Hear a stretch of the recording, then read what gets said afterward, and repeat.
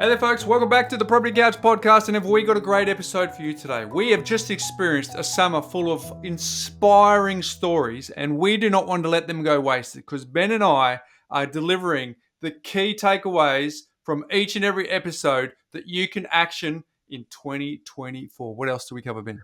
Bryce, it's a mega episode, so I'm obviously going to tee off on the stage 3 tax cuts in what's making property news, and we've also got some mega giveaways and mega updates. So stay tuned right to the end as well.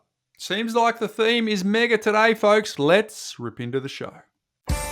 Welcome to the Property Couch, where each week you get to listen to two of Australia's leading experts. Bryce Holdaway, co-host of Location Australia on Foxtel's Lifestyle channel, co-host of Escape from the City on the ABC, and partner of Empower Wealth Advisory. Ben Kingsley, chair of Property Investors Council of Australia and the founder of Empower Wealth Advisory, named the 2018 and 2019 Property Advisory Firm of the Year.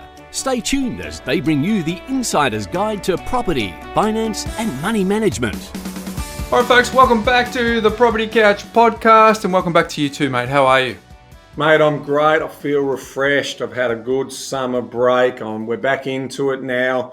The rubber starts to hit the road. We've got a huge year planned. It's obviously been a bit of a challenging start to the year for us as well, but ultimately, I'm really looking forward to what sort of education we can deliver this year.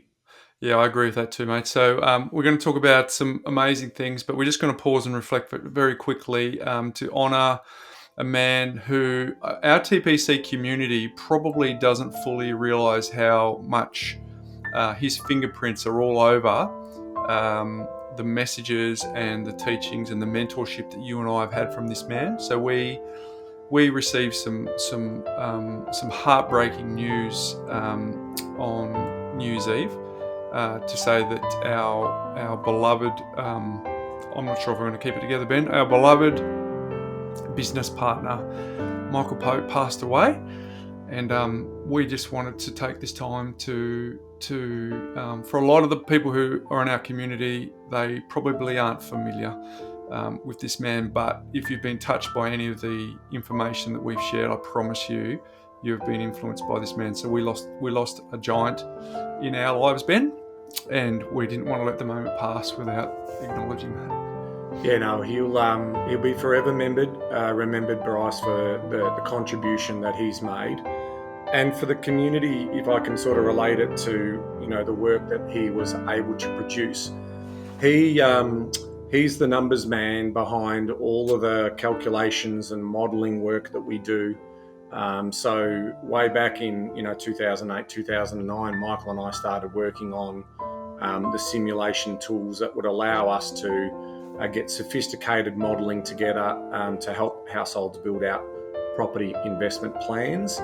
And yeah, he was an absolute titan. He was a beautiful, gentle man who was able to, just an incredible mind, huge intellect, but also just this, generous, caring, giving sort of soul. And so, yeah, it's a massive loss to us, and we'll always be, forever indebted to Michael and all of the education and knowledge that we've developed also over our time.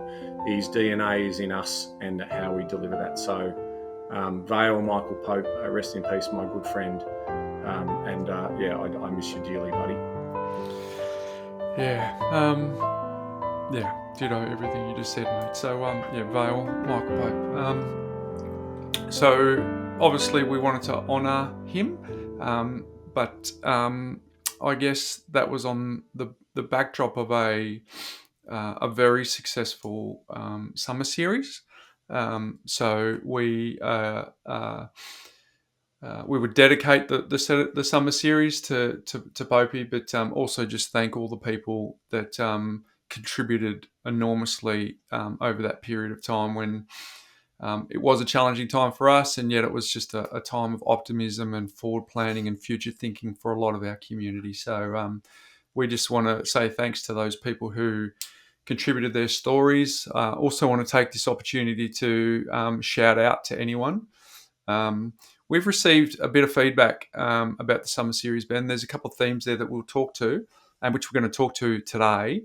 because we don't want to let that gold that we've experienced over the summer not be unpacked in a way that people can use that for takeaways and actionable items. So, Yeah. I just so a couple of people reached out to you, a couple of people reached out to me. We'd love you to leave your story if you want to be a part of these legacy stories that people hear over and over and get inspiration from.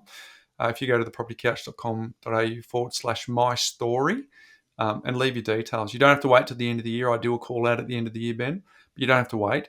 If you want to share, if you just go there, that's the central place where someone texts you, Ben. Her name is Michelle.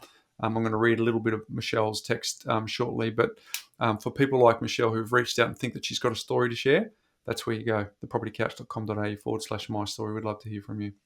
Yeah, and they're such important stories, Bryce, that, we've done winter series as well, sort of on the back of that sort of stuff. So, we may also consider this year to add a few more in there, because they really do inspire and motivate. And I think, that's part of the battle is, if you can't be what you can't see, well, you're hearing and seeing all these stories. And I think that they're really powerful in terms of how they turn the dial on taking action.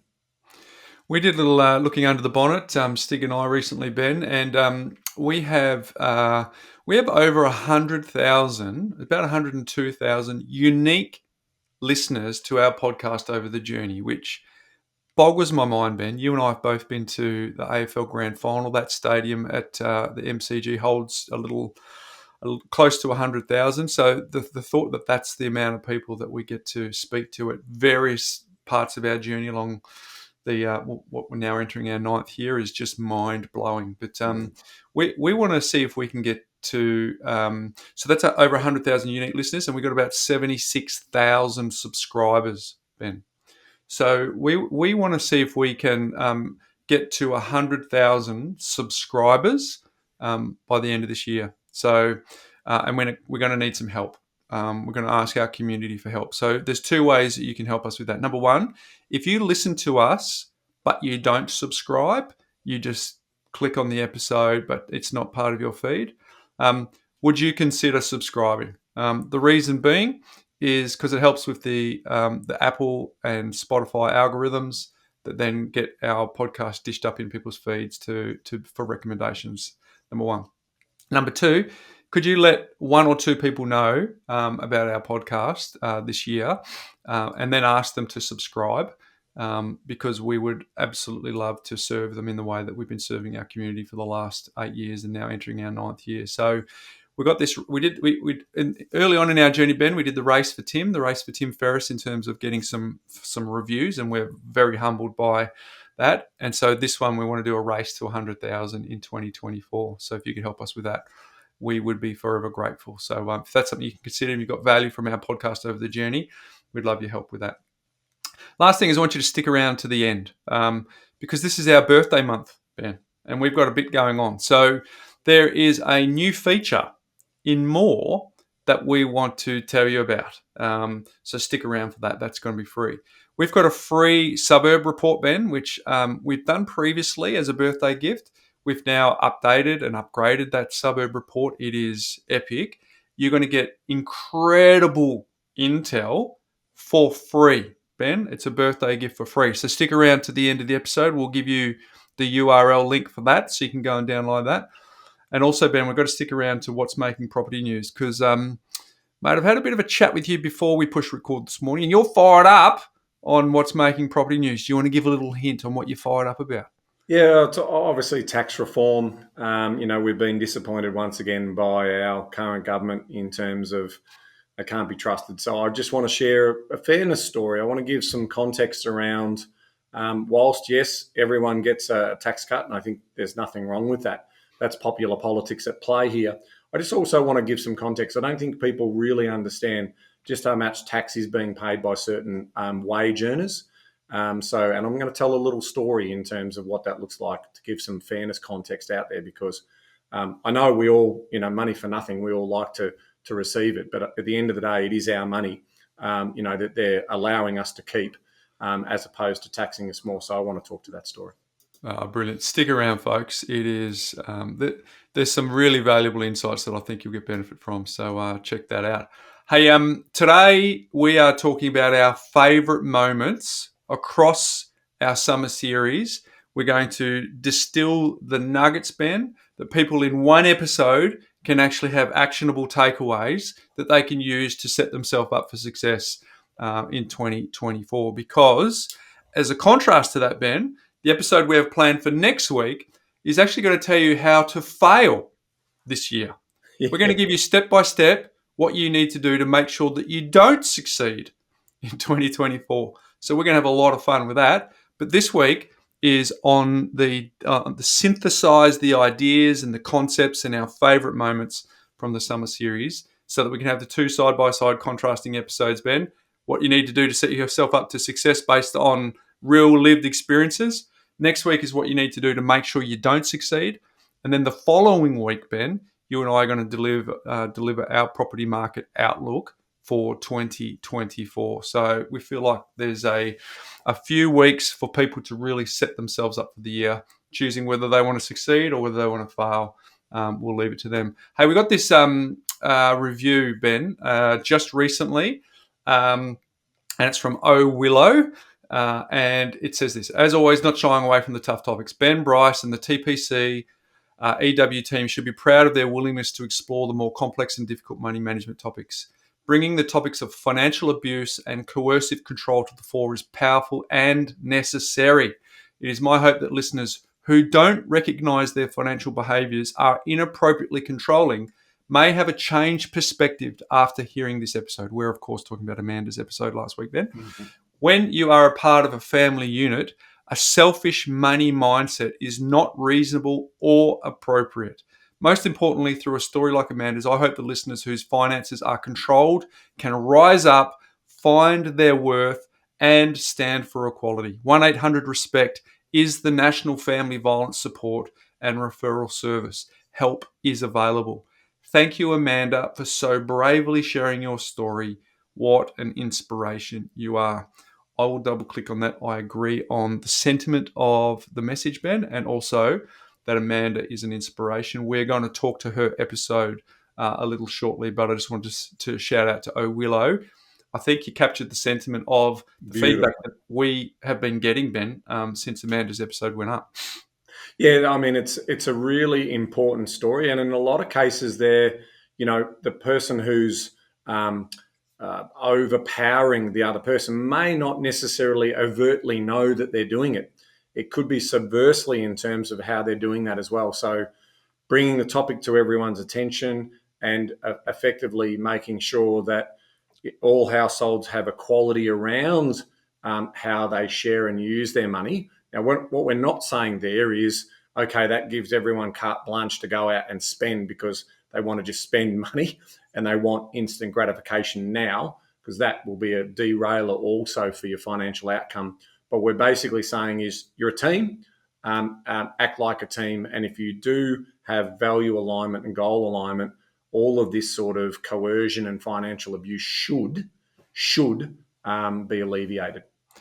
Yeah, well said, mate. So thank you, Amanda. We will tip our hat to you as we get through our episode today. My Mindset Minute theme, Ben, is risk is the price that you pay for opportunity. I came across this quote, Ben.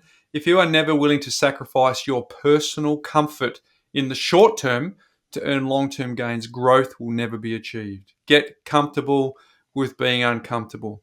Now, clearly, I chose that one, Ben, because I felt like it fit nicely into what I really loved about Summer Series is no one was silver spooning. No one was saying it was all sort of a Teflon coated experience. We had people that were facing divorce. We had people that were buying properties whilst going through the divorce. We had people that were marginalised. We had people that were young. We had people that were outside of capital cities. We had people who didn't love the school system. Like there was a whole range of themes that meant that people had to sacrifice a little bit of personal comfort in the short term so that they could actually be having these conversations saying, look at the benefit. I went from $30,000 debt to a $2.78 million portfolio. I bought 3 properties in regional locations. I survived the divorce and raising teenage children. These are personal examples of people who are sacrificing some personal comfort in the short term so that they can marginalise for the long term. So I just thought that was a good backdrop. Ben, I'm walking the talk myself. I recently, last year, one of the successful parts of last year is I got my back seen by a specialist that's fixed it. And so now I've started running, Ben, which I thought was something that I'd never be able to do. But I don't know if you've done much running, Ben. I know you do some rowing and you do some personal training, but I don't know if running's part of your regime. But there, for the runners, they will get this. But there is a torture that goes through your mind when you first start off. I'm doing park runs, 5 kilometres. So for me, that's a reasonable distance right now. But that first and second kilometre for me is a very much a torturous mental game. And so I that's the mantra that I have. I'm prepared to sacrifice short-term discomfort for the long-term benefit of what I'm trying to do. And I've got a goal around traveling later this year, and I want to be able to run as part of that. So not in the financial lane, Ben, because I think over a 25-year journey, I have many occasions sacrificed personal comfort in the short term for the long term growth. But folks, risk and opportunity. Risk is the price you pay for the opportunity. Ben.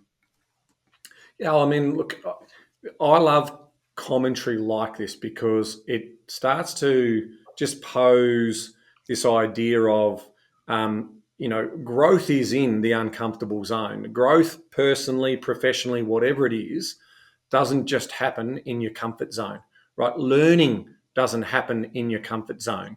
So there's a lot of research out there that also talks about, high performance and those people that embrace the pressure because they've done the work and are highly successful are also part of that particular story. There's the great story of Billie Jean King, who has won the most, tournament Grand Slams ever in the history of tennis. And she was someone who had so much pressure on her to fail. Everyone just talked about the pressure of failing because she was so successful. They just wanted to find cracks in her armor and all that type of thing. And she was one day asked about, how do you handle the pressure? And she says, well, I just embrace the pressure. Like the pressure is my friend because it helps me strive to get better and better. And so I think, being comfortable with uncomfortable and, putting yourself out there and being vulnerable to that change is where growth occurs. And I think that, it's a nice part about, ultimately we're all in control of our own destiny, right? We make our own choices. We shouldn't be listening to other people. Motivation comes from within. It's not external. Sustained motivation comes from within. So these types of statements around that sort of really support that case.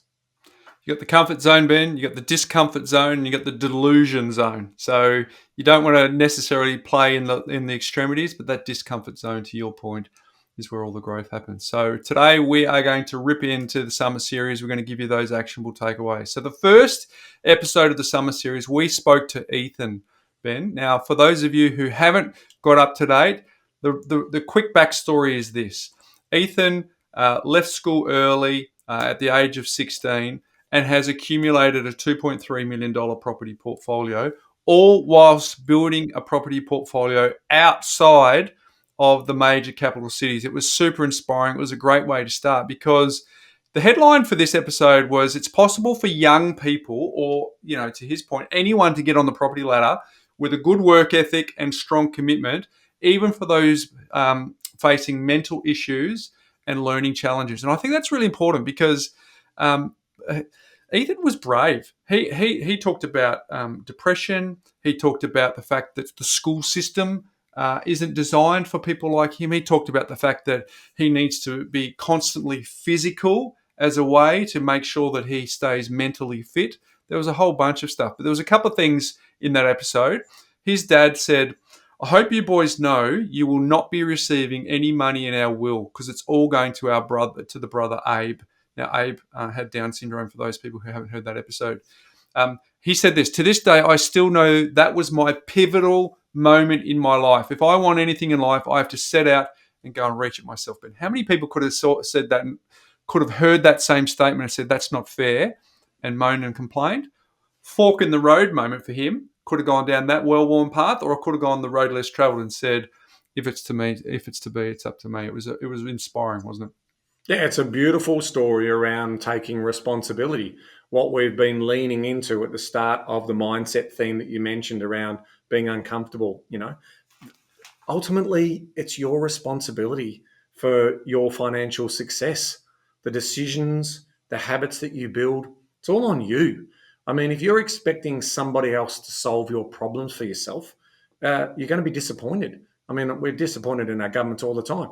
So here's the message for me. It's like he's just said, all right, if it is to be, it is up to me. And I think that was, I credit his dad for just sort of saying, hey, here's I'm setting the expectation for you to expect nothing. And so get out there and have self-determination. And that self-determination is incredibly powerful. It's empowering in terms of how it helps you take action. So I just find that, a really good story. Resourcefulness is more important than resources, because there's so many people with resourcefulness who've overcome the lack of resources. So in this case, you could see that Ethan is the walking, talking embodiment of that. I really enjoyed this conversation. One of the key takeaways from this episode is to take responsibility for your own financial success and set those goals early, which we've just talked to. Another thing that he talked about, Ben, and I think this is a great message for the community, is taking the time to do property due diligence and avoid rushing into property purchases. Yeah. That rushing into property purchases, I really want to highlight, italic, bold, because of the fact that he did the work up the front, meant that downstream, a lot of the benefits that come from building a property portfolio. But we talk about a 5-step process that every property investor should take, and they usually start at number 4, which is implementation. He was the embodiment of no. There's a bit of work to do up the ground before you get involved in. Yeah, the lesson here is planning and then making the invisible visible, knowing what your capabilities are, but don't confuse not rushing into procrastination. Don't confuse trying to wait for that perfect property. Like at the end of the day, that's not what we're saying here. What we're saying here is when your situation presents that you're able to do something and you've planned it and you've looked at the risk assessments and you're feeling comfortable enough with the uncomfortable risk that you're about to take, do it. Do not procrastinate waiting for the look, there's no rush. The market's not moving. Well, that's not what we're saying here. What we're basically saying here is preparation will always out trump, the ultimate execution in terms of what you're putting together. Couple of other ones that we can talk to here, Ben, before we move on. The importance of valuing good tenants and maintaining a positive relationship with them is 1. And 2, regional towns can offer affordable property investment opportunities. So those 2 combined, I think, are really important, because this was a story where someone said, okay, I don't live in the big capital city. I live in the border town of New South Wales and Victoria. So therefore, I will actually become an expert in my backyard, but I know there's a few nuances that I need to understand so that I can get the benefits of investing in this particular market. I think this brings a theme that we'll be spending a fair bit of time in 2024 talking about, and that is this idea that where there's a will, there's a way for younger generation millennials and, the next generation coming through, that, property is impossible. No, it's not. That mindset is telling you that it's impossible, but it's not impossible. And there are going to be ways in which people are going to be able to enter that market. But one of the risk mitigations you're going to have that I thought was really well defined by Ethan is this idea that good relationships with your tenants, because if you are in certain markets and you just take any type of tenant in that, socio-economic background, you may be at risk of poor tenant behaviour. So having good relationships, picking the right type of tenants and having them respect your property whilst enjoying quiet enjoyment of the property is a good combination. And I think that's what you're going to see in terms of these people who are attempting to overcome the challenges of getting into the market themselves by basically investing first before they potentially start to think about their own family home. Well done, Ethan. You are an inspiration for people, and particularly for people who are in your age bracket, to let them know that if you find yourself coming up against glass ceilings or brick walls or whatever about getting into the market, for young people. You don't have to listen to that narrative. There are other ways. So well done, Ethan. Our second episode was a chat with Amy, Ben. And this was an amazing conversation we had because Amy and her family had built a 3 investment property portfolio, but we titled the episode "We're Moving to Kalgoorlie," and it forms a bit of a theme for how this particular couple created the momentum what they needed to get onto the property ladder. So, for those who haven't listened, this couple sacrificed a year of their lives to get the home deposit that they wanted to secure their financial future by going to Kalgoorlie. If you don't know where that is, folks, it is a gold mining town in the east of Perth. It takes, how long does it take, Ben? It takes about 4 hours, 5 Oh, hours? yeah, I was going to say 4.5, probably. Yeah. Down there, down 4 the to Gold 6 Coast. hours to get Kalgoorlie. Yeah. It is a mining town. It is pretty much just the mining town and all the supporting services as well. And they were prepared to move there so that they could earn an income that allowed them to do that. So that's delayed gratification, balancing family goals as well as the financial goals for the rewards that come, and pushing themselves out of the comfort zone, Ben, because if you move to a mining town and you're doing that with a clear focus on what you want, that is definitely something that is admirable in this. We spoke to Amy, but Amy's partner and family as well. Here's a quote from that episode, Ben. The best thing we ever did was move to Kalgoorlie in country WA for a year to save our deposit for our first property. That's the best thing they ever did, which is amazing. And one of the things that Amy wanted to share her story was to encourage just one person to get out of their comfort zone and move to a more affordable location temporarily to get ahead. She would be stoked with that, right? Amy has since reached out to Amanda over the last couple of days. She said, Amanda, I was inspired by your story. Thank you for sharing it. And because she acknowledged she was a fellow Summer Series guest as well. But one of the interesting parts of Amy's feedback was one of her family members said to her, well done on building the portfolio between the two of you, because it's 2 women building a portfolio, and all the things that Amanda talked about last week around, gender inequality and gaps in income and income inequality. And so one of her family members said, with all that in mind, well done. That's an incredible achievement that you guys have done. So that was a nice little reinforcement from hearing Amanda's episode, which reinforced the amazing work that Amy and her partner have done. Yeah, I know you mentioned it a couple of times in the episode about choosing your hard now or hard later, and usually it's harder later. Yes. So I really like that, choosing your hard now and that sacrifice that they were able to make. So that was one of the key takeaways. Then it became a story of making the next right move. So we're talking about sequencing and order of property purchases has played a significant role in being able to build out that successful portfolio. And then the power of time when you are invested. When you're invested, the joys of the power of time then has allowed them to balance that family life with experiences, trips, meaningful trips. So all of a sudden, the money isn't there for the sake of the money. The money is there to provide for the memories. I mean, I would love to be a child in under their household. I mean, imagine the experiences you're getting in the camping, the places you're going to, all of that amazing sort of touch and feel, physical experiences and connection and time that you have with family as part of that. And I think that really sums up Amy's story really well. They did their hard early. And so if you haven't started your hard, the best time to do it is now. And because, Amy is proof of the investment that she made early on in terms of being able to create the lifestyle that she's created now for her partner and her kids. One of my favourite terms, Ben, choose your hard. A lot of people defer that hard. You're spot on, Amy didn't defer that.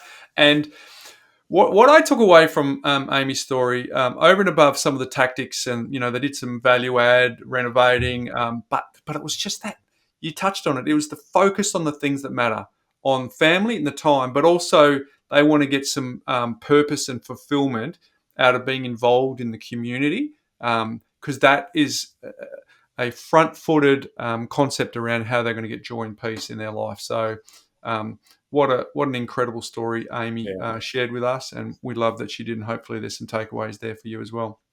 The next conversation was a conversation with Leisa. So those who didn't hear that one, it was all about juggling teenagers, divorce, and 4 properties. So how a single mum was able to conquer her financial pain. And this one of the most incredible parts about this conversation was divorce was happening, property was purchased prior to the divorce, and still settled on the property because that was important, even though there was all this other turmoil going on in Lisa's life. It was amazing. So the headline here is that Lisa overcame the emotional and financial difficulties that come from such a relationship breakdown. So she was able to hold on to 4 of her properties despite this, because there was the light at the end of the tunnel for her.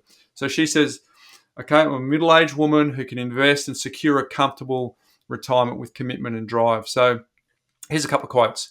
I'm a single parent to 2 daughters. I'm trying to develop a base to help them in their future, but I'm a big believer in teaching them, here we go, Ben, how to fish and not hand them everything on a platter. What a beautiful statement that is from a mentor in these girls' lives. Super powerful message. I like her story on so many different levels. She's observed a lot in regards to learning from parents' financial habits, and I talk a lot about this. There's good habits, there's bad habits, and there's indifferent habits that we can learn from our parents. And it's our job to take those lessons and be a better version of their journey that they've had. With the new information that we've got. And she's been able to shape some of those money habits and approaches. I remember her talking about, she's going to do everything she possibly can to hold on to as many of those properties as possible. So that is going to require effort. And telling the children and keeping them in the loop in terms of what that is should also inspire their kids to be super proud of their mum. Yeah. In terms of what she's doing. So to me, that's just a story of willpower, in sort of saying that I'm in control of my destiny and I'll do anything I can to make sure that becomes the thing, including making some tough decisions and some short-term sacrifices as part of that as well. She said the rate increases are quickly burning through my buffer, and I'm also in the most expensive phase of my life with 2 teenagers at private school and with braces. And she said it's been a tough 12 months, but I've managed to hold on to the properties going through a divorce, not without compromises, and I'm really proud of that achievement. So there's, for a lot of people in our community, Ben, who can relate to that stage of life and that sort of circumstance. Really, really powerful message. And we did get you got a text message inspired on the back of Lisa's story, which I'll read out shortly. But she observed and learned from the parents' financial habits, so therefore shaping her own money management approach. It is the very reason why we always ask that question, Ben, or dance around that money at the dinner table question, because it makes sense that some of the realities that we're living now are shaped by the conversations we had with our parents early. And if you don't choose to change that approach, it can be different. But that's one of the key takeaways, Ben. Yeah, and obviously the other one is relationships fail. It's, I think, 30% of relationships are going to break down. Now that can cause some real financial stress on households, and it's really important to seek professional and financial advice around how that's going to land, and what opportunities that you have there. I've seen good examples of successful relationship separations. In fact, I was working on one throughout the course of the end of last year, which obviously it's very sad when some of our clients are breaking up, and they built a significant multi-million-dollar property portfolio. So we were adjusting that portfolio without trying to get the legal guys involved, which was just going to cost them a fortune.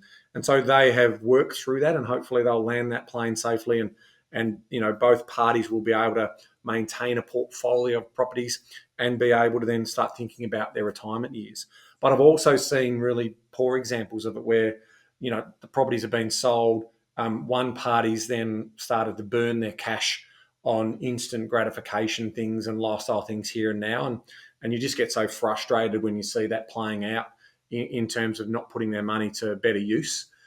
You can't help that. I mean, some people have really strong feelings of those relationship breakdowns, but that's where you've got to try and be as sensible as possible and deal with the difficult emotional aspects of that, because that can be a real challenge.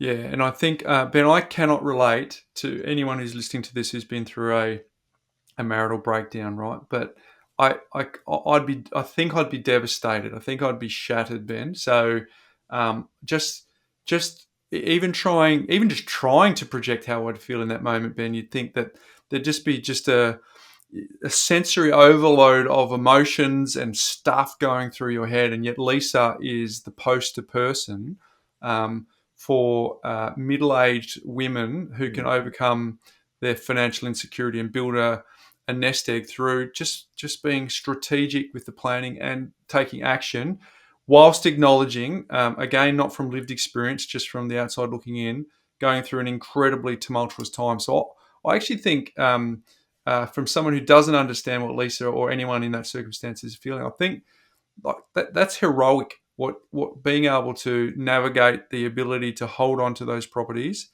private school fees, braces, as she said, and hold on to the trajectory of where she wanted to go, despite her relationship crumbling around her. I just think is a real incredible testament to her. And this is the text message that you received and you flicked it onto me. So I'm just going to read out a couple of things from it. And Michelle, yep, this is you. And we want you to go and go to thepropertycouch.com.au/my story and leave your details there. But it says, I just want to send a huge thank you for hosting such determined and steadfast women on your summer series. I felt so much pride listening to Leisa's story in particular.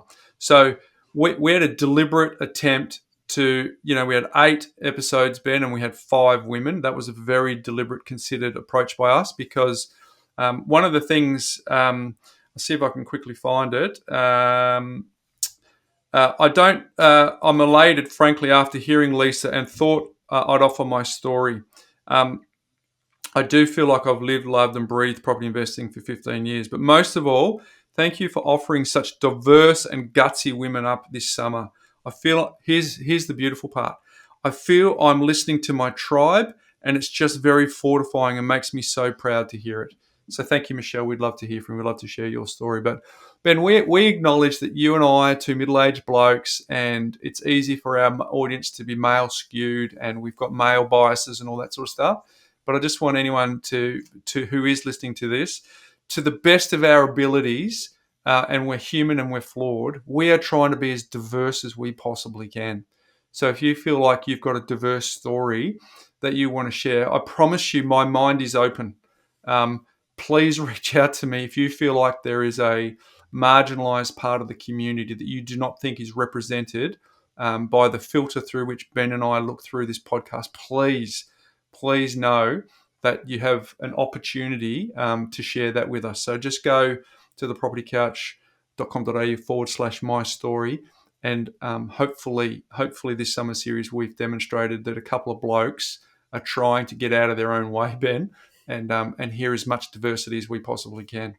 That's right, Bryce, because the main filter that we look through, and it's a statement that we have in our reception area of our offices in Melbourne, is that everybody has the potential to achieve financial freedom.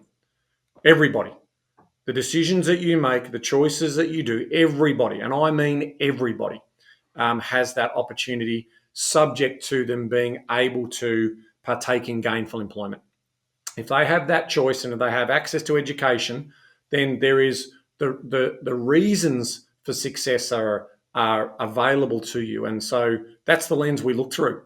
So your story of overcoming adversity, or just your general story about, well, I'm a typical middle-class person who just built out a portfolio of properties and now my family and I are financially free. That's a story, in terms of what that looks like. So I think it's really important that people understand that's the lens in which we look through, the way in which we serve others and how we pay it forward. Isn't this true too, Ben? I don't know what the number is of summer series and winter series, but it's scores of people we've spoken to on this podcast.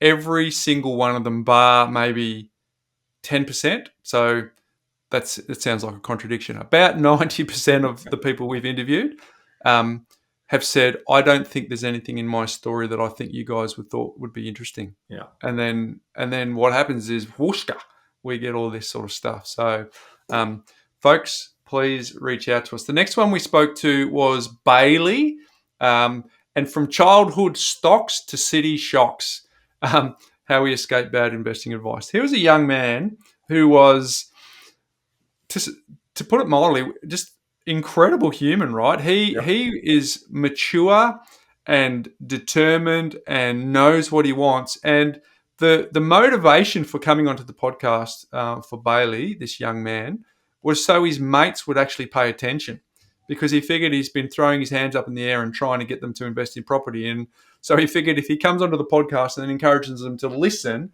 through that medium, he gets them to hopefully take action. So what an incredible man. But here's the headline of the episode.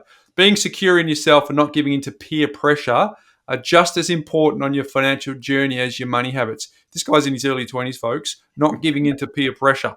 Being wary of who you take investment advice from and seeking good advice can help achieve your dream lifestyle by design, because he was a rent investor. But here's something for us for you to chew on, Ben. My friends were like, oh, you've brought a home.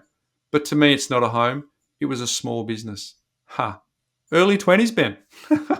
Just not interested in temptation, eye on the prize, understands delayed gratification, takes the emotion out of the process, just executes. I mean, to your point, Bryce, I mean, this is someone that we, on a sporting field, we are, say, as ice cool. They can find space, they know how to find the footy, whatever it is in terms of a sporting analogy you want, but they don't show that emotion. I mean, look at the Italian-French player who came back from 2 sets down against Medvedev, in terms of Sinner. He didn't show a lot of emotion, but internally he just had this belief. And that's what I took from Bailey, is this I now believe in my heart of hearts that this is possible for me. I'm not going to be tempted by, temptation. I'm just going to stay the course and ultimately keep doing what I'm doing and then let time do all the heavy lifting for me. Now, Bailey was almost seduced into buying a new apartment in the city, Ben, and the agent lied about excessive owner's court fees, which was an opportunity that he could pull out at the last minute.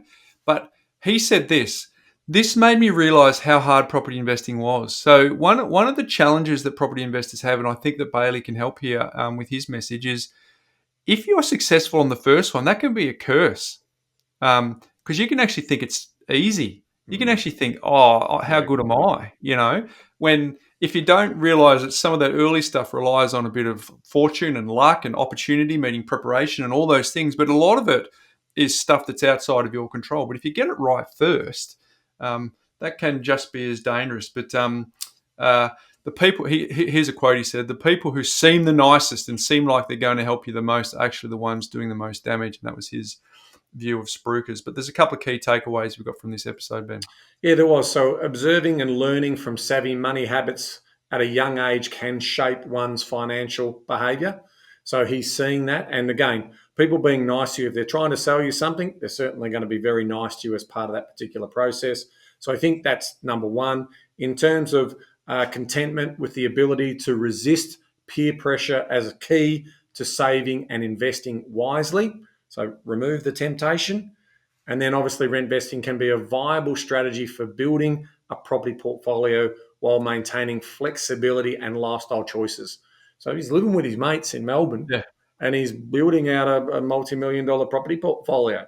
And at some point, he didn't talk about being forever a rent investor. So, in terms of he's going to have some choices to make in 5 to 10 years once he meets he's got his partner.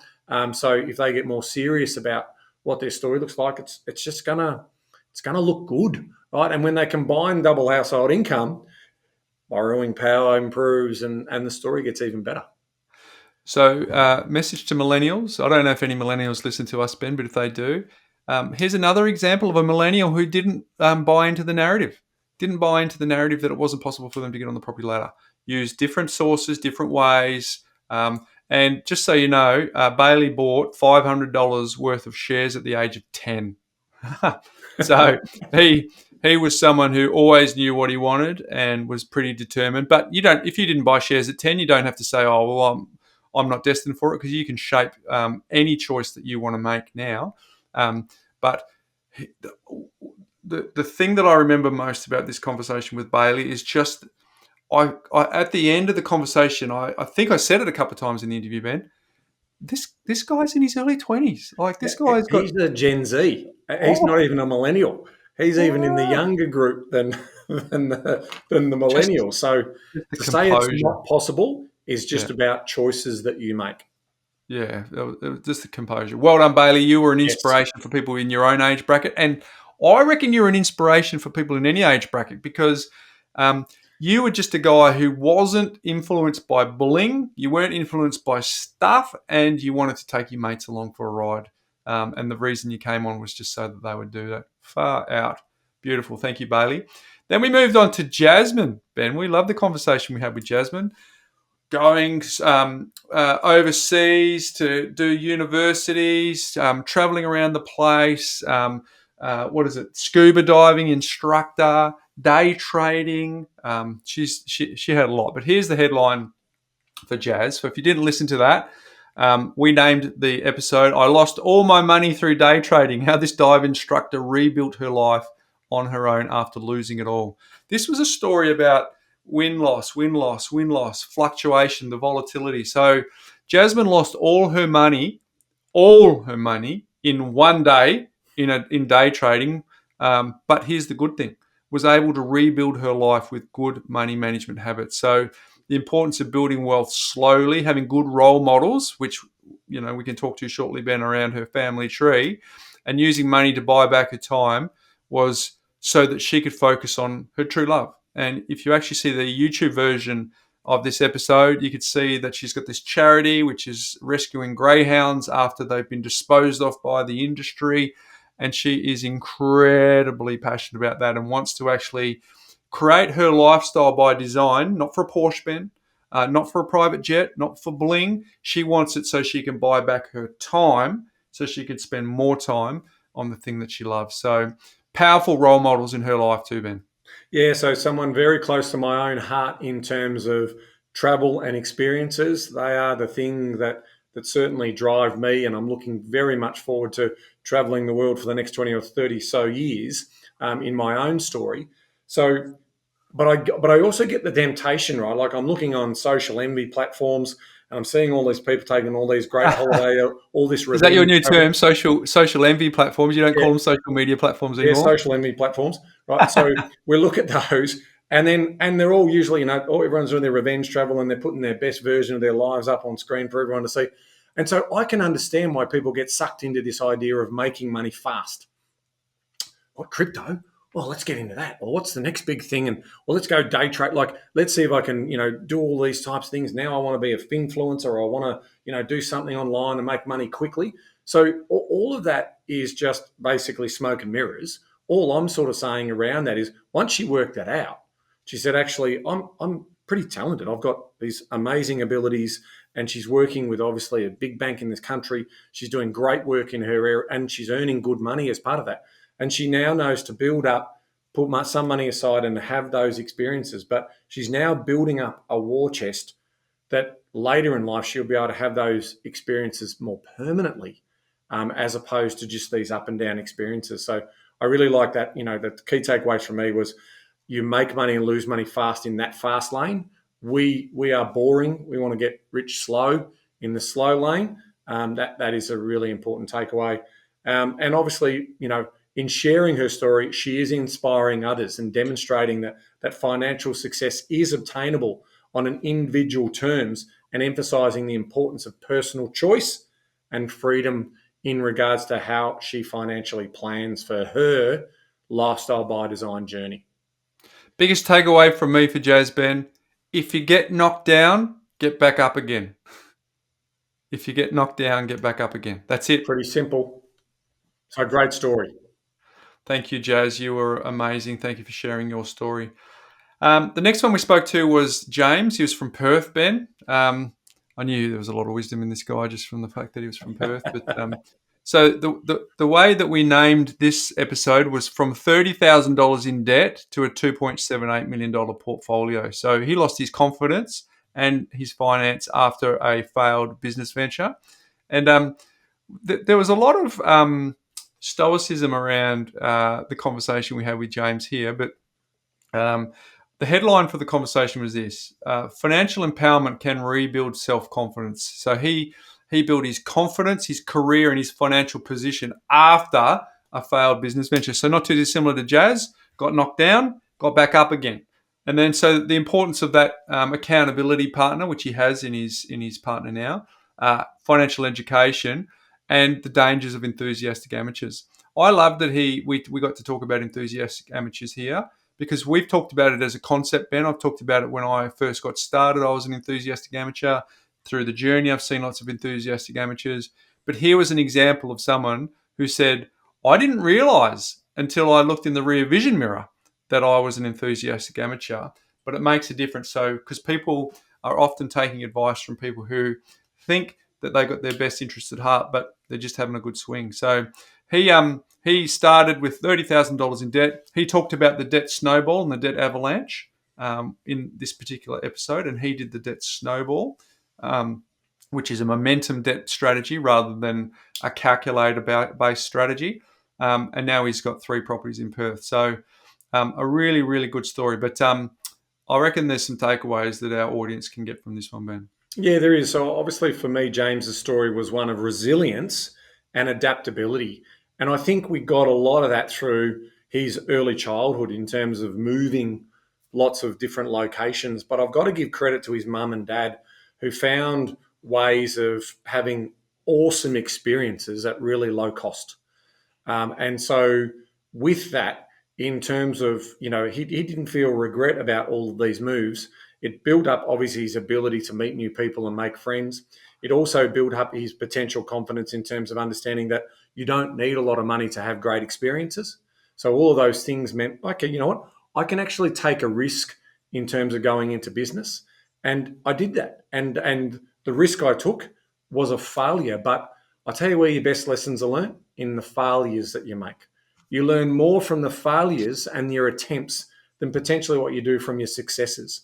And so James's story builds into that particular area. So that's the real takeaway from me, that he's not afraid of hard work. He's not afraid of failure and having a go. And he's got that entrepreneurial spirit, but he's being sensible about where he puts the long-term investment play, which is in bricks and mortar and property. But he's also got a great business that he's also potentially developing out. So he's really running on 2 lanes, and that's why he will be successful. There's a message here for everyone, which is the investment in skills, Ben. He invested in skills because he was prepared to pivot, and those skills provided a dividend to him in terms of increased income. And the increased dividend for that, here's the message for the community, is increased borrowing capacity, which meant that he could leverage and get into more properties. So there's a concept that I've heard by an American entrepreneur by the name of Alex Hormozi, and he calls it, instead of the S&P 500, he calls it the S&Me 500. So what that means is if someone come up to him and they're in their 20s and they say, I've got $1,000 to spend, what should I do? Quite often someone will say, well, invest it in the market. $1,000, even if you got a 10% return, would mean $100 at the end of the year. And in compounding after 10 years, how much are you going to make? He goes, no, use that $1,000 to go and buy a course or something that will increase your skills, that will increase your ability to earn more income whilst you're in that 20s for learning phase, because that will pay you bigger dividends than the investment in the S&P 500, the S&Me 500. I love that concept. Yeah, it's nice. And I think that's been demonstrated here in James's story as well. He invested in himself. He invested in his skills and the ability to learn, okay, how do I get out of debt? That was one skill invested. How do I become a mortgage broker? That's another skill I invested. How do I start a restaurant business? Well, chances are in this case, he learned some skills on what not to do through doing that, and now he's got a successful event management business. So investing. So you can see there's this constant investing in skills that mean that James puts himself in a position to be the master of his own destiny, so that he can actually do what he's been prepared to do. So this was a super inspiring story, Ben. James has been comfortable with uncomfortable. He's been comfortable. Oh, nice tie back there. He was very comfortable with being uncomfortable. So, James, from a fellow sand groper to a fellow sand groper, mate, well done. Thank you for coming on. I think that's probably unfair that I favour the Perth people, Ben, but there you go. The next one was a conversation we had with Emer. She was an accountant, and this is, for those of you who haven't heard this episode, it was how an expat family, so when you listen, you'll hear the accent, Ben, the Irish accent, built a 5-property portfolio and escaped price crashes, off the plan problems, and having open money conversations. So here's the headline from that particular episode. She narrowly escaped a property crash in Ireland, but was still burnt by a spruiker with an off the plan purchase. But she and her husband were still able to flourish through, here we go, Ben, investing in skills, financial education, keeping a long-term view, and a good temperament. Haven't heard about the good temperament for a little while, Ben, but being able to keep the emotions level is really, really important. And there was some value in going borderless. So here's a quote. She said, as an accountant, I always find it interesting that the most unassuming people are the people who have the money, whereas sometimes the ones who appear wealthy are anything but. Imagine that. People who look wealthy. And the other thing I thought was interesting is in this episode, Emer said, I'm an accountant and I'm telling you that all accountants don't know all things about property because we've got to be across a lot of stuff. So take advice. And I thought that was a powerful message that an accountant was saying still taking advice, because there could be a perception that all accountants know all things about all financial matters. But it's not until you realise there's 2 volumes of Tax Act that they need to be across to realise they're humans. They are very good at understanding the broad themes across the Tax Act, but a lot of them need to choose which specialty they want to be in. They might choose super as their specialty. They might choose a whole range of efforts. But if they don't necessarily choose to be specialists in the property lane, it's fair to say they don't know everything, all things about property and maximising deductions and all those sorts of things. I thought that was a really nice piece of advice for the benefit of the community, Ben. I think there's a couple of nice takeaways in there. That obviously financial planning and specialised knowledge are critical for successful property investing, and that, I think that's a general honest assessment.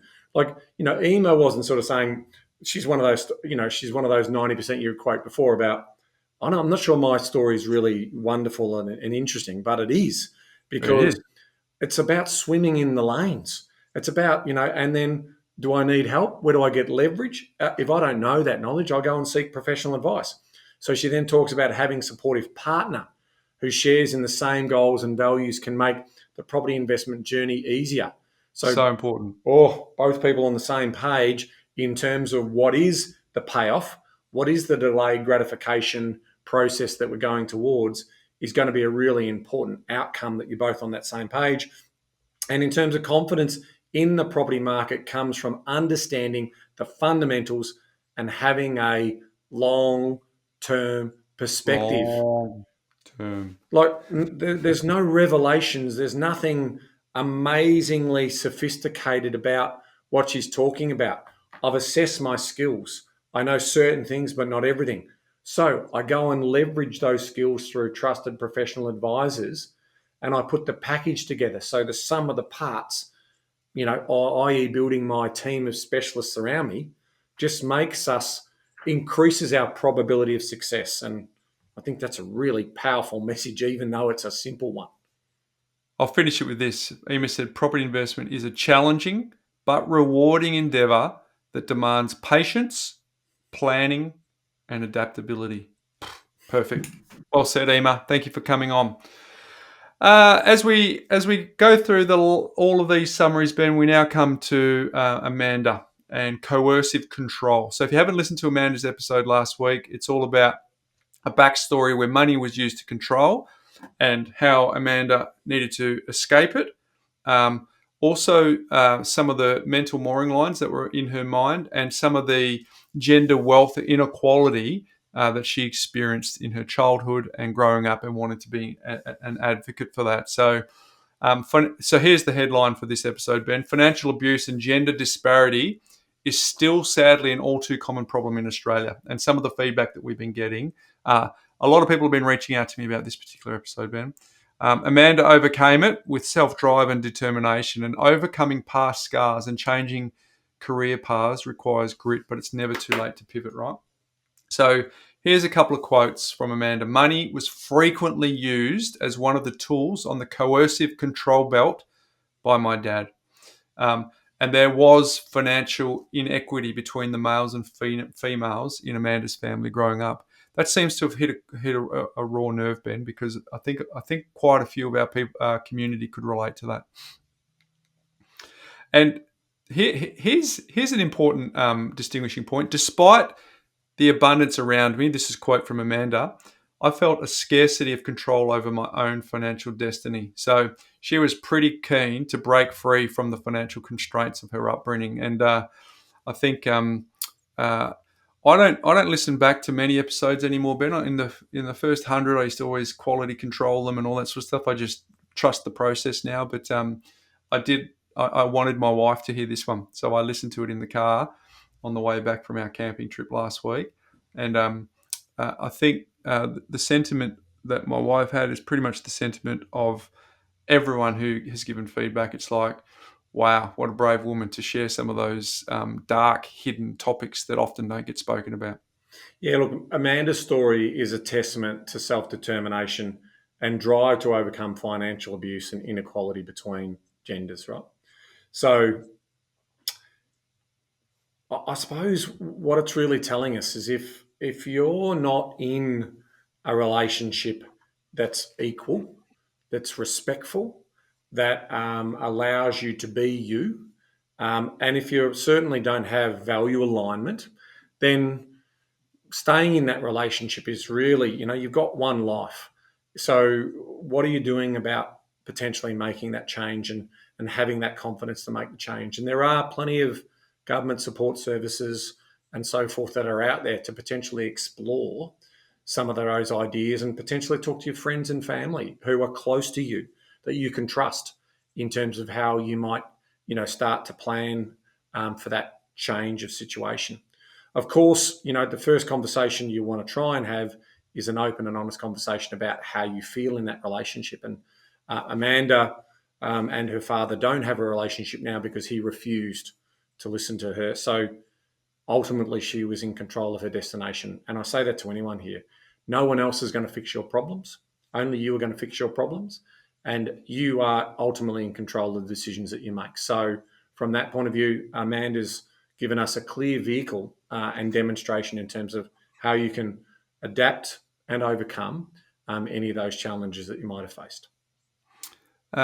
Again, Ben, I don't want to speak for something that I'm totally ignorant about because I've not experienced those things. And so for someone who is listening to this or that story, it might be easy for us to say, get out of it. But I think it all starts with hope that there is a way out, right? So even if it means listening to that episode 2 or 3 times so that you can internalize some of the hope that Amanda instills in this group of people that find themselves in this circumstance, right? Because there's a ton of tactics that Amanda talked about. 10 properties in 5 years, change that to 5 properties in 5 years, moved, change career. Like she wants to land the debt plane, all those, like there's a lot of tactics in here, but I think the overarching message I believe, for this community is just the mental mooring lines that Amanda needed to overcome to be able to navigate what is a successful property portfolio build.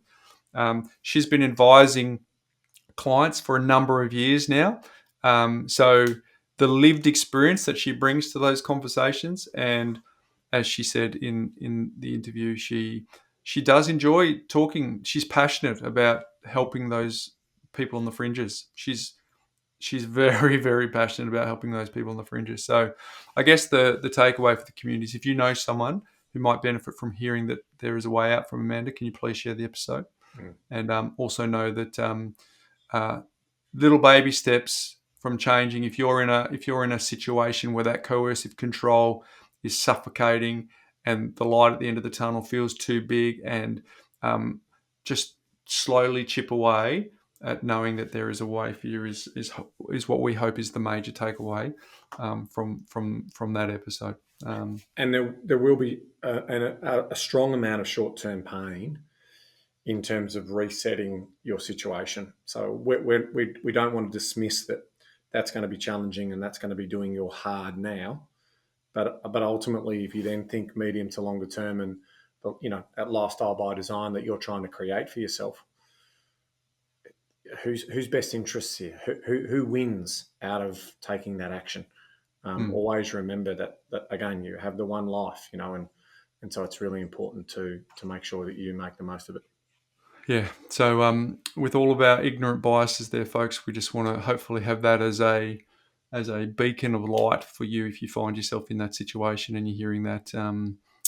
We want that to be something that you can use as a resource just to take one step forward. So there you go, Ben. That's the summary of all of the powerful impacts that we think that our summer series has offered to our community. There's some takeaways. I feel like the cross-section, the guys and the gals, the age groups, the stage of life, the variety within the stage of life.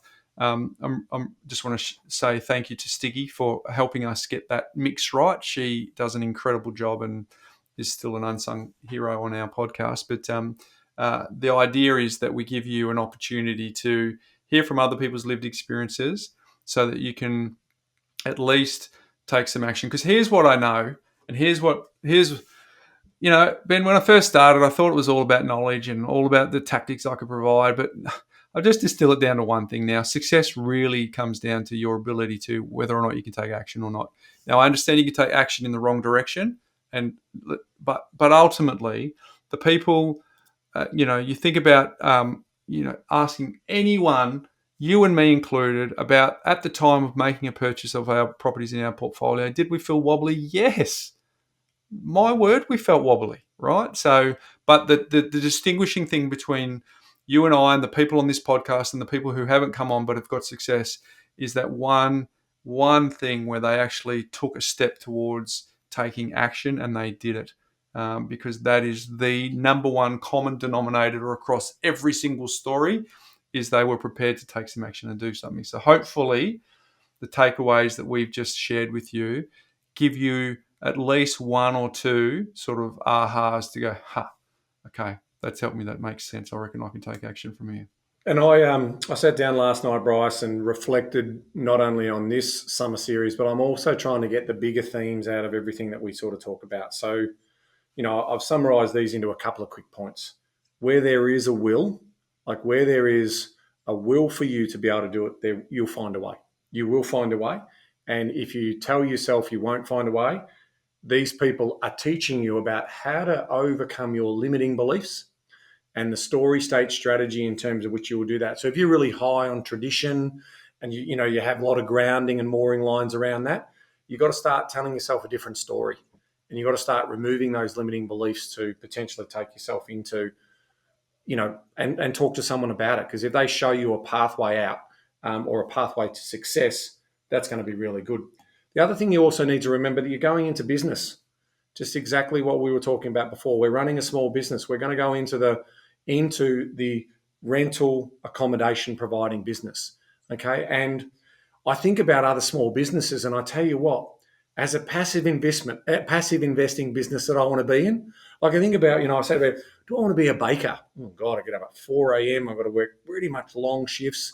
And so that's a passive business. That's an active business that I can get into. What about if I want to do lawn mowing or something like that? Well, still a lot of exertion, a lot of effort, got to build client bases and all that. I'll tell you what, property investing as a small business, as a passive investment vehicle to create wealth, I don't know of too many other businesses that have the assets set up for you. You take over that business, you take over that property, and then you start running it as a business, but you can actually do it in your spare time and your part-time. Yet, if I look at the goodwill that's created in lawn mowing businesses or bakeries or other sort of small business, coffee shops, whatever, there's not a lot of goodwill that's created. But what you're controlling in a small business is land. And you've got improvements that provide income on that. And you get capital growth and you get passive income off the back of that. So if I'm thinking about getting into business and having an opportunity really isn't much better than property investing, where I'm able to leverage and control a significant asset through good cash flow management, risk mitigation, buffer control. All of those things become true. So I just sort of put a big tick next to, if I was me again at 21, what other small business would I want to get into that I can do passively, that doesn't require a lot of effort, but potentially has some significant windfalls over the decades to come. So I think that is also a really important message. And then finally, my final message on this, which I've learned through, obviously, being on this podcast, having these wonderful conversations with Bryce and our magical guests, is that the ones who are the happiest are how they're correlating that into experiences, as opposed to building up possessions and bragging about their, $15-16 million property portfolio, as opposed to getting out there and saying, well, what's it going to do for me and my family, and how's it going to set up a legacy potentially? So everyone has a different reason for doing that.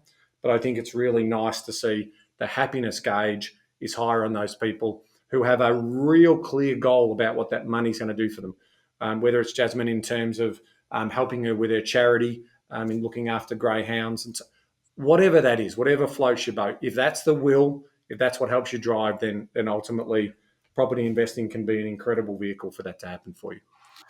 Well said, mate. Thank you, folks. You are very much unsung heroes for coming in and sharing your stories and helping our community. So hopefully that summary has helped people. They heard the messages and now they've got some takeaways. Hey, my life hack today, Ben. Ben, do you love avocado? Yeah, I do. Mate, I love avocado, right? And one of the things that I hate is you get some avocados and then they come up and they're brown, right? So I found a little hack that I tested. So what happened is I bought some avocados and I did this hack, and then I went away camping for a week, and then I came back and I cut into these avocados and they were just still ripe and beautiful green inside and no bruises. And it's simple. So basically what you do, Instagram has a few good things for us to be thankful for, and I found this on Instagram, Ben, is when you get your avocados, get them in a bowl or a jar or something and put them in water, a couple of ice blocks in the water, and then put them in the fridge. And as long as they're fully submerged, there's something within the submerged avocado within the water that means that it's a seal that's around it, and they don't go off. Right? They don't go off. So eventually they will, but you can hold them for an extraordinary amount of time. So now, mate, this is my go-to hack so that I don't get brown avocados, is as soon as we buy them, we fill up the bowl, we put them in water, and we put them in the fridge, and fresh, beautiful avocados each and every time. So no theme sort of linked to anything today other than, mate, it's just a summer staple. They don't always have to be linked. It's a good life hack. I even believe, my understanding is you can also do that with apples as well. So you can put apples in water and they last a lot longer as well. There must be something in that just preserves. There's no air around the outside of the skin and there's no further breaking down or oxidation. So there you go, folks. For those that love avocados like I do, there's a hack. Try it out. Let me know. I'd love to hear from you. Ben, what is making property news? All right, let's see if I can try and keep calm about this, Bryce, because obviously I've been let down. I've been let down and lied to by my government of the day. And it doesn't matter, Labor or Liberal, but I still, I've been sold false promises, and then ultimately they've changed their messaging around the political element of basically buying votes.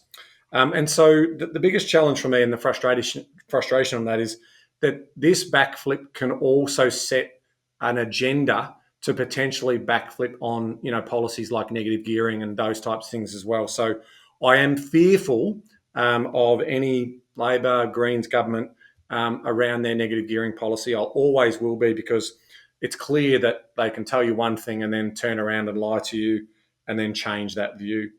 But I also thought it would be really important to just give people context. I asked a couple of people in the office in terms of sampling how much tax people think they paid, and a lot of people really just don't know how much tax is actually being paid by people on different pay scales. So I just wanted to share a bit of knowledge here for those people, and then I'm going to do a fairness test just so everyone can understand this. So currently, in the current 22-23 and this tax season. If you're on $70,000, and what I've done is I've stripped out all of the assessable income, any deductions, I've taken the Medicare levy out and any other surcharges. The model doesn't account for any HELP or HEX debt payments that are being made. So just clean PAYG tax scale. If I'm earning $70,000, I'm paying $13,217 in tax. Now, if I'm earning double that, so $140,000, now the average wage across Australia now is sitting at around, I think, $95,000, right? So we're not sort of saying that these are big incomes, but if at 70,000 I'm paying $13,000 in tax. At 140,000, I'm paying $36,867 in tax. So that's 179% more than someone on that lower tax scale, right? Now, before the government made these changes, I just wanted to highlight that was the change would mean that they would only pay 166% more than what they're currently paying. Now, let's look at some higher income earners for context there as well. And so for $100,000 of income, I'm effectively paying today $22,967 versus someone on $200,000, they're paying $60,667. So that's $37,700 more, or 164% more. Now, obviously that goes to aspiration and people working really hard, but the way in which the politicians like to position this story and the media doesn't get really into the nuts and bolts of this, I just want to share two stories with you, two typical household stories to sort of give context around how fair these changes are, okay? So household one is a family household. They're in their mid-30s. They're millennials. They've got two kids. And they just happen to have one person who's gone to university, studied really hard, and they've got one high income earner who earns $200,000. Now, they've worked hard to save, and that this current home that they recently bought in the last 12 months is now worth $1.8 million, but it wasn't their first home. They've built up to that. Obviously, kids are growing, and so they're aspirational. They want to have lifestyle by design. Paid a couple of stamp duties along the way, Ben. Yeah, they pay double stamp duties for each of those properties, right? And so they're now they've got a mortgage of $850,000, which isn't unreasonable for a property of $1.8 million. Now, over the course of the last couple of years, they've seen interest rate rise those 13 times. And so just in the interest cost alone, which is increased by 4.25%, the interest cost alone is now costing them on their $850,000 loan $36,125 more. Those stage 3 tax cuts for that family were going to be a $9,075 benefit to them to reduce that $36,000 of additional cost that they had. But based on the changes that have been made for this millennial family, who's also had to pay for university fees and has also had to go through all of that, those challenges of saving for a deposit for higher cost of property. So their cost of living benefit has obviously just lost them $4,500 to support their family and to support their higher income payments. Now, that is also not factoring in the 2% Medicare levy that they would also be charged, which is the equivalent of $4,000. So under the new regime of tax, they are going to be paying $60,138 in tax if they don't do anything to reduce their tax. Okay, I'll come back to that point. Now, let's also look at another couple that might be living in the same capital city across Australia. This couple are in their mid-70s. They got free university and they pretty much had free healthcare right through their journey. They also have got a $2.5 million property in a capital city household, and they're enjoying the benefits of having their savings now earning significantly higher interest earning on their savings in the bank because term deposits are now sitting around 4.5%. So they're debt-free on their home, worth $2.5 million, and they've just got an $800 windfall based on these tax changes that have been made by the government. So that is where we talk about fairness and reasonableness. Does this pass the reasonableness test in terms of how much tax people are paying? Now, I've always said everyone should pay less tax because I also believe that government should spend less. Okay, I think in terms of I absolutely are really strong on make sure that there's a reasonable safety net and to look after those most vulnerable in our community. But we continually keep running the risk of potentially increasing welfare to middle class, and so these people aren't incentivized to get out and work.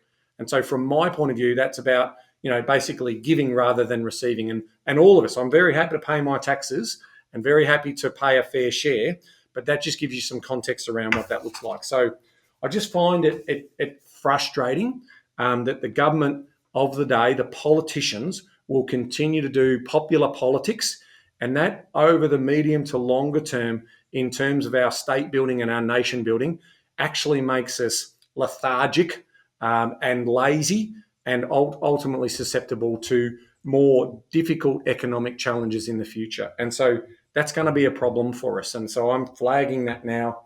If you're listening to this in 20 or 30 years' time, you'll know what I mean if we keep up this process. And if you're interested in looking at historical challenges that states face, go and read up about Argentina's story.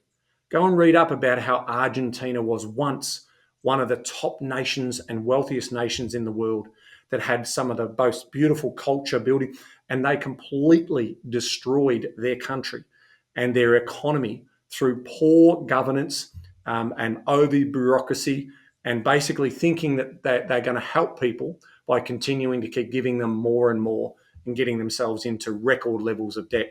And now they've got hyperinflation. So if you want to have a look at a history about how you destroy a nation that has natural resources, critical land mass, is located in one of the most heavily densified population centers in South America in the world, and they can't be successful.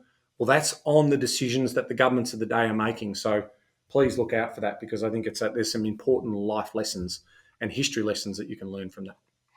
So there's a logical thought thread that you've gone through, Ben. I must admit, when that happened, I was torn, right, between, if they're distributing it to people who need it for cost of living pressures. The short term of that makes sense to me, right? And I probably never ever thought the stage 3 tax cuts were going to go through as legislated anyway. Nor did I. So from a personal perspective, I'm annoyed because it means that I don't get the kick that I was hoping to get. But from a short-term perspective, I think the distribution to people who are really struggling now, including some people who are listening to this podcast, be really struggling and be really grateful for the extra kick that they get. So that's on one side. Yep. But I think if one of the things we're talking about in this podcast is getting people to have long-term thinking, I think that's helped me. Okay, short-term makes sense. Got it. Politics at play. There's a by-election coming up. All that makes sense why they did it. And it's inflationary and all those sorts of things, where arguably some of those pay brackets that are getting the money have historically shown that they spend it straight away versus not spending it straight away, which adds to inflation. Yep. I'm sure we can go down 1,000 rabbit warrens. But yep. I think it's the long-term thinking to your argument around we are an aspirational country. And if we go back to my point about the S and Me 500, we're trying to encourage everyone to develop skills so that they can actually layer their income so that it's not fixed as well, so that they can get themselves into an aspirational tax bracket as well, so that they would have been the long-term beneficiaries, which means that they can provide housing and all the multiplier effect of that. But what I think is really the most frustrating thing is around the narrative of people that are on those higher incomes being some unicorn or got some magic dust or some form of fantasy around what those people are. Because I think to your story, some people in Western Australia might go, oh, boo-hoo, $1.8 million property with an $850,000 mortgage. They might not be able to relate to that because the real estate prices are different there. But if you're on the East Coast, that is not, what's untypical? What's the word for untypical? Untypical, we'll find for now. Yep. Yeah. So I think that's the bit that I think I've settled on around. We've got to still promote the aspiration in this country for people to. We do live on the greatest show on earth. We have, and so the tax system is the price that we pay to live in this wonderful country. So therefore, people should pay. But in terms of what we are talking about here, I think it's more about the medium and long term thinking. You still want to incentivize folks and not demonize the folks that are on who have had a go, invested in their skills. Those skills have returned dividends on the amount of income that they can get. Because if someone's on 500 plus, 600 plus, 700 plus, that's a pretty outlier income. But someone on 200,000 in this country with a mortgage like what you described, they're not having caviar and eating at fine dining and all that sort of time. They're just trying, and sure, they might have private school fees and all that sort of stuff where some people can't do that, Ben, I get it. But we've still got to be able to let people have that aspiration to invest in themselves, invest in their skills, and as a result, climb up the income ladder without being labelled as someone who's living a life of excess. Because generally, most people in that bracket are just still trying to make ends meet too. Yeah, we've got a problem with our tax system and the fact that we're so reliant on personal income tax. I think it constitutes around sort of 50 to 55% of all generation of our income. So that's not where it should be. A consumption tax should be higher, and we should then obviously then eliminate sort of stamp duties for mobility. So if you think about it from an economic point of view and productivity point of view, we've got it the wrong way around. Like we're all saying, yeah, we all want higher salaries and we want to keep as much of our income as we earn. But if we don't actually produce anything more for that, and we expect to continually keep getting that, then that's where eventually, as I'm saying, your nation starts to become stagnant, lethargic, and ultimately in terms of your standard of living and your lifestyle and all that, that starts to deteriorate.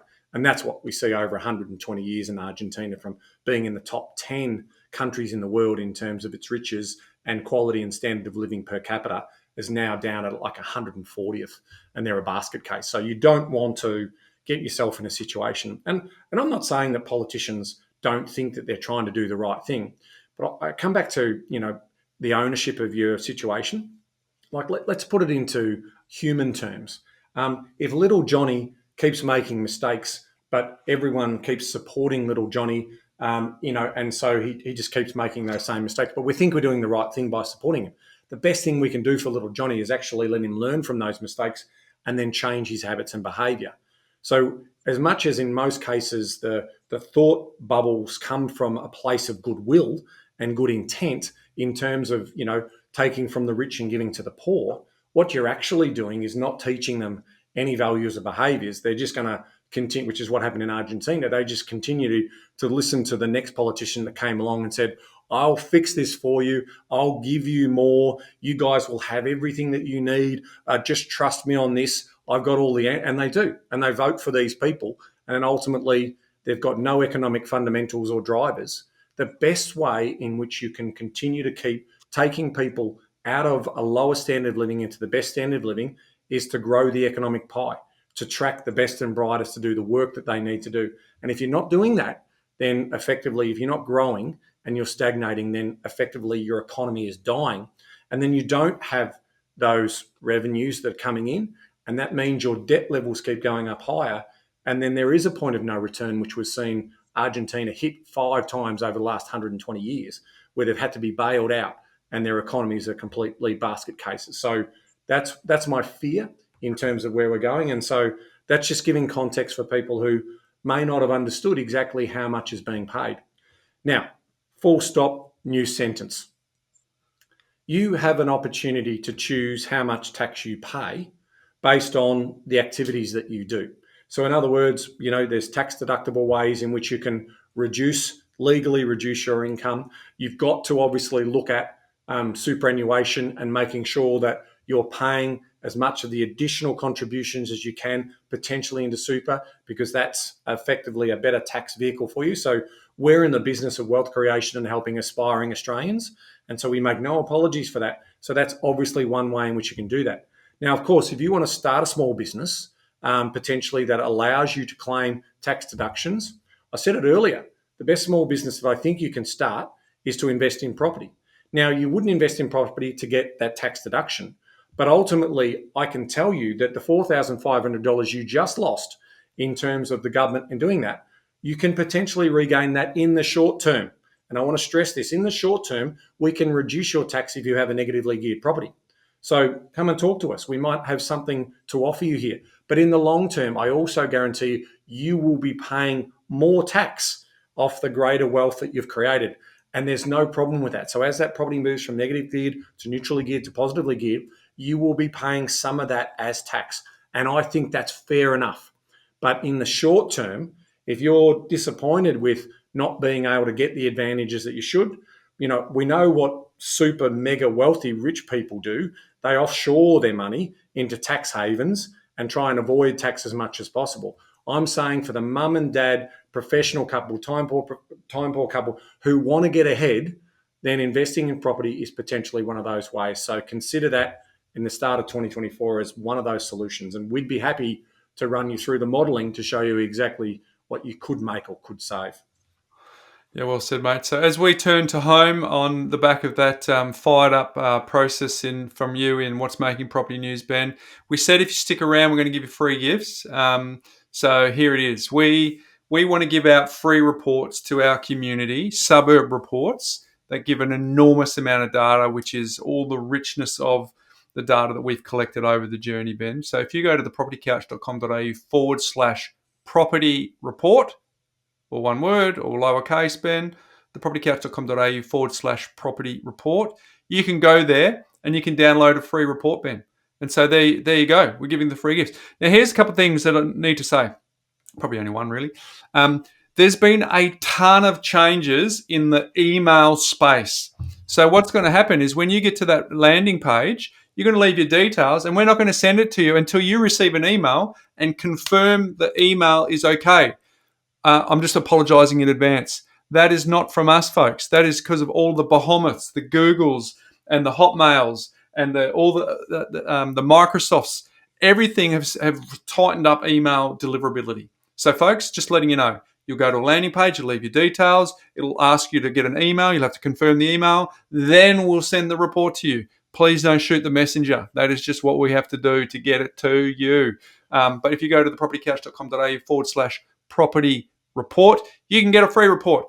And check it out, folks. The level of detail is enormous. Well, Ben, we are getting very close to winding up. You got one more thing to say about the More platform? Well, to your point there, the juice is worth the squeeze. So if that's all you've got to do in terms of confirming your email, back to the point, the amount of content and rich information in our brand new property reports is going to blow you away. And so we are going to make those property reports available to our community. We're on our mission to continually keep building out that community, and we are giving them away for free. Information that we use in our own business, and they're available completely free for you to be able to access as well. So we charge $50 for these reports, Ben. Well, we still do charge in certain aspects for $40 for these reports. So that's exactly right. But for our community, they're free. And so, it's really important for you to take advantage of that. Finally, on the More platform, we will talk about this in a couple of weeks in a lot more detail, but over the last week, we promised this at the end of the summer series, we have gone live on a critical and significant new introduction of a feature called historical tracking. And that is the ability to basically have a time machine with historical data around your situation. So there is nothing more powerful than the new information that we've put into the More platform, where you are going to get historical insights. But there's nothing more frustrating than having those in an old spreadsheet. You can put all of that information in and have all of that backdated report, and you're now in the cloud. And that will be available for you in terms of running that. So we will talk in a lot more detail, but if you haven't checked out the new card, the financial cards, and now this historical tracking capability, or if you haven't been in your portal for a while, we've moved millions of data points and restructured them into, these historical tracking stories. And so now you're going to get all of this rich information at the card level as well. So it's one of the most significant upgrades that we have made to the platform, and there's more to come.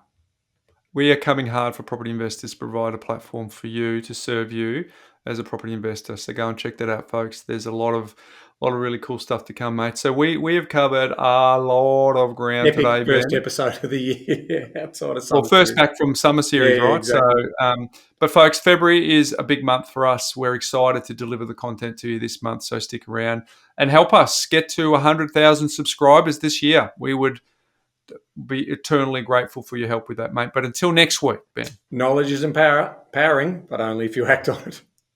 Right, well said, I think. See you next week, folks.